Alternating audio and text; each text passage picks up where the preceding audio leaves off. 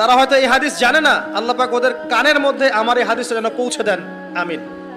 নবী সাল্লাল্লাহু আলাইহি ওয়াসাল্লাম বলেছেন, আমি মেরাজের রাতে যখন গিয়েছি তখন এক শ্রেণীর মানুষকে দেখেছি, ওদেরকে শাস্তি দেয়া হচ্ছে। কি শাস্তি? জাহান্নামীদের রক্ত এবং পুঁজ ওদেরকে খেতে দেয়া হচ্ছে। জিবরাইল আলাইহিস সালামকে জিজ্ঞাসা করা হলো যে এরা কারা?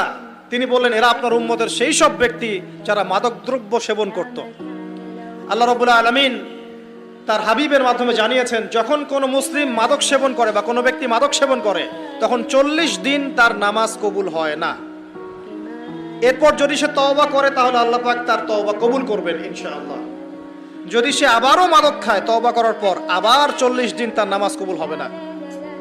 যদি সে আবার তওবা করে আল্লাহ পাক আবার তাকে মাফ করে দিবেন। যদি সে আবারও মাদক খায় আবার 40 দিন তার নামাজ কবুল হবে না। তারপর যদি আবার তওবা করে আবার আল্লাহ তাকে মাফ করে দিবেন। এরপরেও যদি সে আবার মাদকদ্রব্য সেবন করে, নবী সাল্লাল্লাহু আলাইহি ওয়াসাল্লাম বলছেন তাকে আল্লাহ রাব্বুল আলামিন পরকালে মৃত্যুর পরে তিনাতুল খাবাল পান করাবেন। তিনাতুল খাবাল। জিজ্ঞাসা করা হলো, ইয়া রাসূলুল্লাহ, তিনাতুল খাবাল কি জিনিস?